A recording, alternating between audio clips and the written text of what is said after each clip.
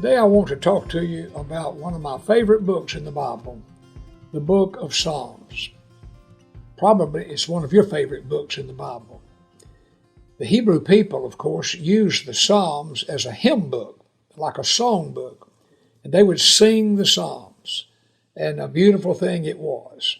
Well, today we read the Psalms. Sometimes we sing songs that will be built on some of the Psalms.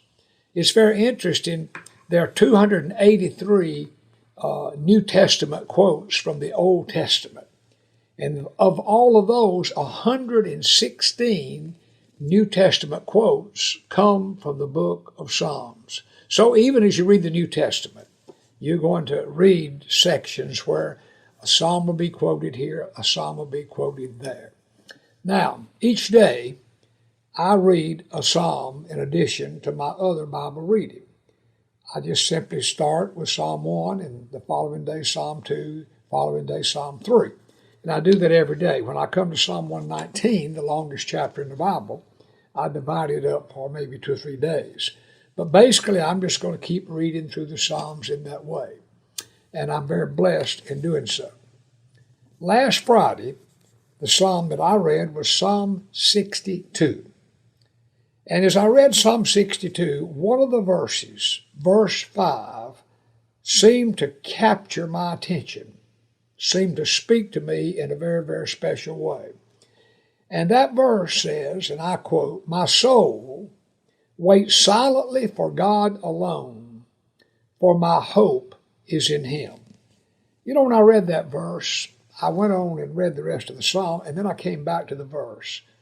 And I looked at it again. It says, "My soul waits silently for God alone." And the thought came to my mind, why would God tell us to wait silently alone with Him? Well, I think there are 2 reasons, probably more, but at least 2. And one is that prayer is a very personal and a very intimate thing. And so as we pray, it's not always a public setting. We pray most of the time privately, just between ourselves and God. We pour out our heart to God. We pray to God. It's very personal, very private, very intimate.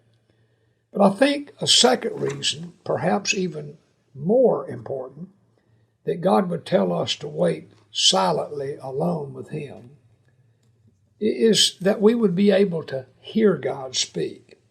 We'd be able to listen, wait silently. As you pray, unless you're having some silent time, then you will never hear God speak to you, because you will always be speaking to Him. The most beautiful part of prayer is that part where we listen, where we've poured out our heart to God, but in silence, we listen and wait for what He has to say to us. I encourage you, even today, in your prayer time, whether it be a brief time or maybe a longer prayer time, build into your prayer time some moments where you're just silent and you are alone waiting for God to speak to you. And what you will find is that prayer time will become one of the most blessed times of all your day. Well, I encourage you this week, live with an awareness of God, and I pray the week's going to be a good week for you, and I look forward to being with you next time.